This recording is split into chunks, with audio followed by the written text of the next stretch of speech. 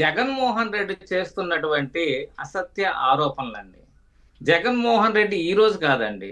5 సంవత్సరాల అతను ప్రభుత్వంగా ఏర్పడిన తర్వాత మొదలుపెట్టిన ప్రచారమే అమరావతి మీద ఫేక్ ప్రచారం. వాస్తవానికి ఈ రోజు అతను నిన్న చెప్పినటువంటి ప్రెస్ మీట్ లో ఒకసారి చూసినట్లయితే 10,000 నుంచి 13,000 ఖర్చు చేస్తున్నారు, అమరావతి నిర్మాణం దుబారా చేస్తున్నారు అని చెప్పేసి మాట్లాడుతున్నాడు జగన్మోహన్ రెడ్డి. ఒకటి పవన్ గారు, మీరు మనం ఇల్లు కట్టుకుంటే తెలిసిద్దండి ఇంటికి ఎంత వాల్యూ అవుతుంది, ఎంత నిర్మాణ ఖర్చు అవుతుంది, దానికి ఎంత అవుతుంది అనేది ఇల్లు కట్టే వ్యక్తికి తెలిసిద్ది. ఎప్పుడైనా జగన్మోహన్ రెడ్డి తన 5 సంవత్సరాల పరిపాలనలో కనీసం ఏదైనా ఒక భవనం కట్టాడా అండి? ఏదైనా ఒక నిర్మాణం చేపట్టాడా అండి? వాస్తవానికి జగన్మోహన్ రెడ్డి కట్టుకున్నాడు కదా, వైజాగ్ ప్యాలెస్ కట్టుకున్నాడు. ఆ తర్వాత అక్కడ ప్రజా ఏదైతే భవనం ఉందో దాన్ని కూలగొట్టాడు. అదేనండి నేను చెప్పేది, అదే ప్రజావేదిక. ఇప్పుడు ప్రజావేదిక 11 కోట్లతో నారా చంద్రబాబు నాయుడు గారు ప్రజావేదికను నిర్మించారు. ఆ 11 కోట్లు విలువ చేసినటువంటి ప్రజావేదికని కూల్చాడు జగన్మోహన్ రెడ్డి కాబట్టి అతనికి 11 సీట్లు వచ్చినాయండి. ఇక్కడ మీరు ఆ జగన్మోహన్ రెడ్డికి చాలా మంది అనుకుంటున్నారు 11 సీట్లు ఎందుకు వచ్చినాయి అని. జగన్మోహన్ రెడ్డి 11 కోట్లతో నిర్మించిన ప్రజావేదిక కూల్చాడు కాబట్టే అతనికి 11 సీట్లు రావడం జరిగిందండి. ఇక్కడ మనం వాస్తవంగా ఇక్కడ జరిగేటువంటి అమరావతి నిర్మాణానికి అయ్యేటువంటి ఖర్చులండి దాదాపు ఒక 5,000 నుంచి 6,000 లోపు అక్కడ జరుగుతున్నాయి.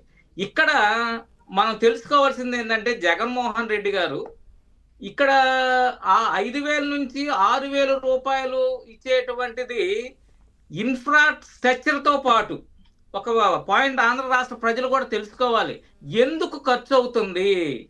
ఇన్ఫ్రాస్ట్రక్చర్ తో పాటు 5 సంవత్సరాలు మెయింటెనెన్స్ చేస్తారు. ఇప్పుడు మనకలాగా జగన్మోహన్ రెడ్డి గారికి లాగా కట్టేసి దుమ్ము దులుపుకొని పోవటం కాదు, అతనికి రావాల్సిన కమిషన్ తీసుకొని వెళ్ళిపోవటం కాదండి. 5 సంవత్సరాలు మెయింటెనెన్స్ చేయాలి ఇచ్చేటువంటి కాంట్రాక్టర్. ఇన్ఫ్రాస్ట్రక్చర్ డెవలప్మెంట్ చేసి ఇవ్వాలి, అందుకోసం ఖర్చులు అవుతున్నాయి అంతే తప్ప జగన్మోహన్ రెడ్డికి లాగా జే ట్యాక్స్ లేదండి. ఇక్కడ జే ట్యాక్స్ లేదు, అంతా కూడా వైట్ పేపర్. చంద్రబాబు నాయుడు గారు అమరావతి నిర్మాణాలపై అంతా కూడా స్వచ్ఛంగా జరుగుతున్నాయి.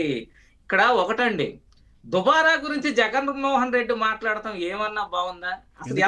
ఎందుకంటే ఆయన హయాంలో జరిగింది కాబట్టి ఇప్పుడు కూడా అట్లా జరుగుతుందేమో అనుకుంటున్నారు. అదేనండి, అసలు ఏ సిగ్గు లేకోకుండా నిస్సిగ్గుగా దుబారా గురించి మాట్లాడుతున్నాడు. సెంటు భూములు అని చెప్పేసి కృష్ణాయపాలెం తాడేపల్లి దగ్గర నుంచి కృష్ణాయపాలెం దగ్గరికి హెలికాప్టర్ వేసుకొని వచ్చాడండి. హెలికాప్టర్ వేసుకొని ఎంత మొత్తం కలిగితే 5 కిలోమీటర్ల దూరానికి హెలికాప్టర్ వేసుకొని వచ్చాడు. మరి అది ప్రజల డబ్బు కదా జగన్మోహన్ రెడ్డి గారు? ఇది మీరు గమనించాలి. అరే నువ్వు ఆలోచించాలి కదా, అరే మనం చేసేది దుబారానా, చంద్రబాబు నాయుడు గారు ప్రభుత్వం చేసే దుబారా అని? మీరు ప్రభుత్వ భవనాలకి రంగులేశారు, కలర్స్ వేశారు, 13,000 కోట్లతో రంగులేశారండి భవనాలకి.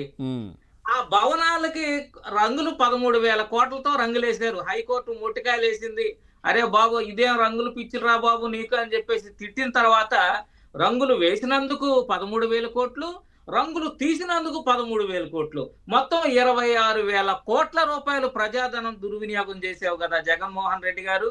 మరి అది దుబారా కాదండి? అలాగే రేషన్ సంచులండి, ఇది అసలు పెద్ద దారుణం అండి. అసలు సంచులే ఇవ్వలేదండి. కనీసం ఒక్క సంచి అన్నా వాళ్ళ పార్టీ నాయకుల కన్నా పంచడం అన్నా చూసామా?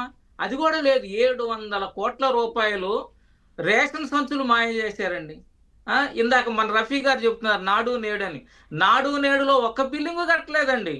ఆ పాత బిల్డింగులకే, పాత స్కూళ్ళకే రంగులేసి ఆ పిల్లలు ఎవరో జింక బొమ్మ పడిందని రఫీ గారు చెప్తున్నారు.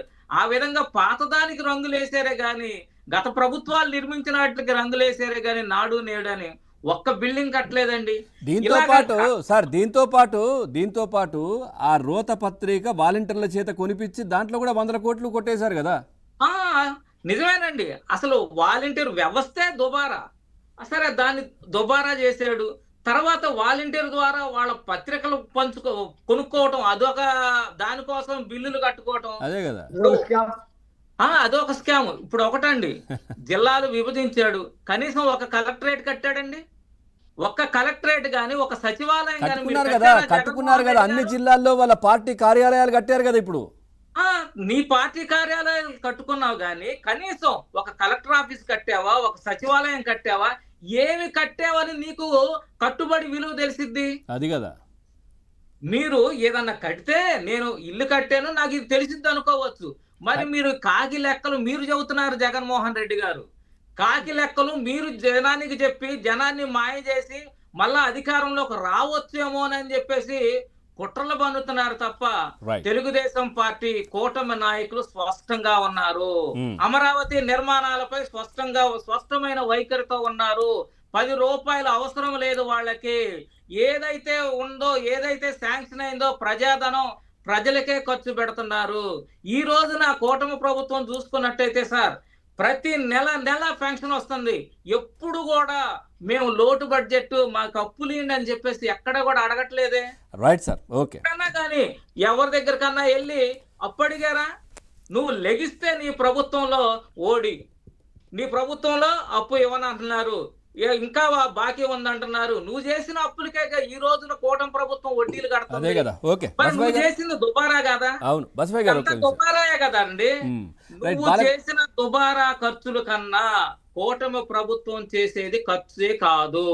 ఇది ప్రతి పైసా ప్రజలకు చెందుతుందండి. ఒక్కసారి బాలకోటయ్య గారు, ఇప్పుడు ఎంతకాలం ఇది ఈ విషయం చిమ్మే కార్యక్రమం, ఎంతకాలం అమరావతి పైన అక్కస్సు, ఎంతకాలం ఇట్లా ఉంటుంది? ఏదైనా అంటే కేంద్రం కూడా గుర్తించి ఇవన్నీ కూడా చేస్తోంది కదా, అయినా కానీ ఏంటి విషయం చిమ్మడం?